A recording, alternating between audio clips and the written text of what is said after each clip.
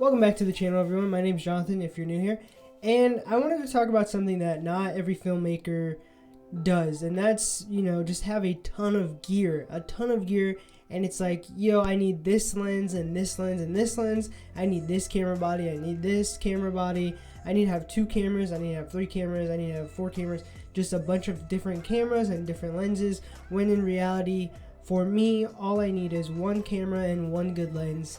And that's what I'm going to be talking about today, is 1 camera and 1 lens. So for me to show you this camera and be holding it and get still good quality video, I'm actually borrowing my girlfriend's camera really quick to shoot this video. It's just a lot easier to travel with. I have it on my Joby Gorilla Pod and I could just latch that onto my bag while walking around. It's not heavy, it's not too tiring. And if you're traveling in sketchier places, depending where you are in the world, for example, let's say you go to Peru, there are some sketchier places where people will try to steal your stuff. You just can't have it out everywhere. It's a lot easier for me to break down the camera. So first, let's talk about the A7S II. I've had this camera for about a year now. I've had it in 2017. That's when I started my channel and I started regular uploads and I started vlogging, started creating travel videos when I would go out and travel. Now this camera is small and compact. It literally fits in my hand. I don't think I could fit a full frame camera in my hand like this. I believe the 5D Mark IV is probably like way bigger than this. So to have a full frame camera that just basically can fit in your pocket is something that you'll really want to have if you want to go make travel videos. Now, since this is an older camera, a lot of the cameras nowadays have 2 card slots and this one only has 1, and you got to really ask yourself, how much card space do I need to capture that awesome 4K footage? And to be able to capture a lot of nice photos for my Instagram page, I use a 256 gigabyte SD card, and that I have never filled that up. I've gotten pretty close, but I have never filled that up with a bunch of 4K footage or photos. This is going to kind of sound bad, but I actually don't use a picture profile on my camera.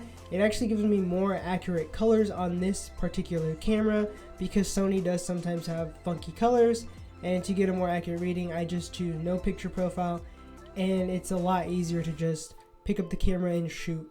The benefits of just having 1 camera is I don't have to worry about multiple batteries being charged for multiple cameras. I can just have my 3 batteries that I usually have and charge them up one at a time, or have things dangling off of me with shoulder straps. That's just too much, and that's not something you want when traveling.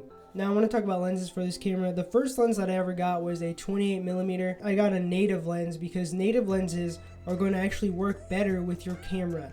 So if you are in the market for a camera, then I definitely suggest go for the native lenses. Canon glass goes with Canon, Sony glass goes with Sony. You'll get the same image quality. Everything will look crisp and sharp depending on the lens you buy. When I started getting more jobs and everything, I really wanted to look into like a lens that will give me a lot of versatility, a lens that'll give me nice wide landscapes and nice punch-ins when I do want to do slow motion, because this camera does crop in. So what I ended up getting was the 24-70 Zeiss. Now this lens can still be used for vlogs and it can be used for travel, because the 24-70, you're going from 24 to 35 to 50 through 70, and you're going between all those as well. That's giving you different focal lengths, and with different focal lengths you can capture different types of shots. I bought this lens instead of the 16-35, which is what most vloggers use, but you can change it up and just be different, and you can get a lot more done with this lens. I've used this lens so many times. I've banged it up against walls and it still works. The autofocus is fast because it is a native lens. So let me know what you guys think in the comments below. Is this too minimal for you to just use 1 camera lens and 1 body?